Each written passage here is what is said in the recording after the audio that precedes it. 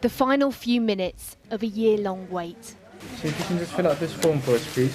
Centres like this mosque in Birmingham have now become the holy grail for those longing to be vaccinated.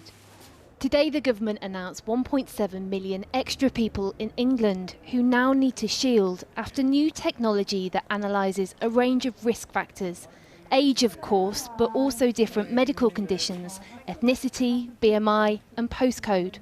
800,000 of those haven't yet had the vaccine and have now been bumped up the queue ahead of the under-65s. Researchers who have gone back and looked at all of those patients who were hospitalised or who sadly have passed away in the first wave of the pandemic, and working backwards identify all the underlying risk factors associated with that to create a weighted cumulative risk model, which allows us then to look forward and predict those patients in the future who might come to harm. Those identified in England today will be sent shielding letters in the coming days and will also be included in the support packages for those already on the list. Shielding has now been extended until the end of March.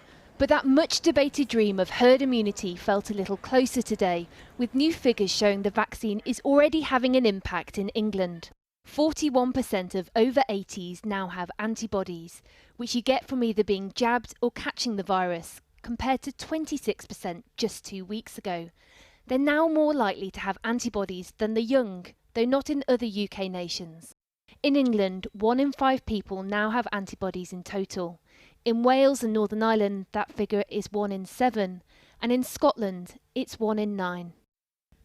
Despite this, the First Minister announced today that schools in Scotland would begin to return from Monday.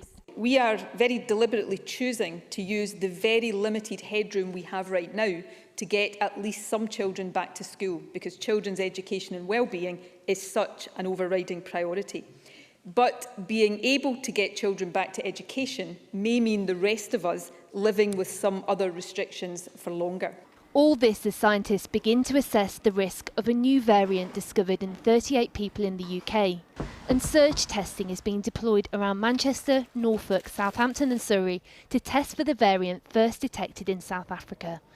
The Vaccines Minister said variants are expected and they are planning for them.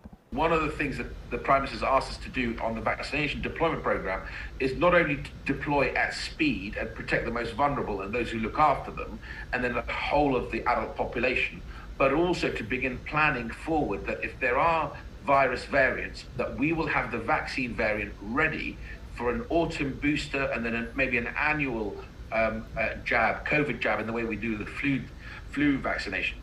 But in the meantime, for those 1.7 million people in England who will soon discover they're now advised to shield, many will have already known their vulnerabilities to COVID-19, except soon they'll have the letter and support to back it up.